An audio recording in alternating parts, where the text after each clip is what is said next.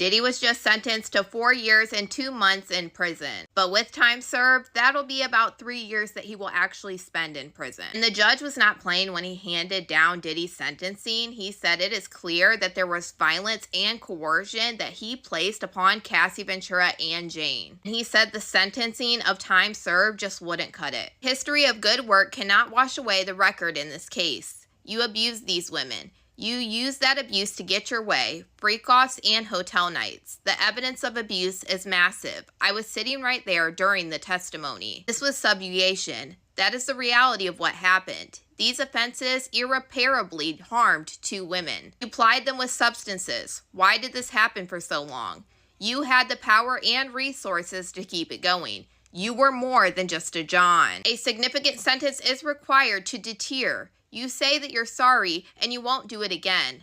After Miss Ventura's civil lawsuit was filed, after the video was public, and the investigation started, you had a brutal hotel night with Jane.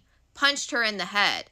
Jane says you told her, take this pill, go out there, and suck this D. F him. I don't care. Court is not convinced that this would not happen again. The court has considered programs. They are outweighed by the trial record in this case. Exploitation and violence against women must be met with real accountability to promote respect for the law.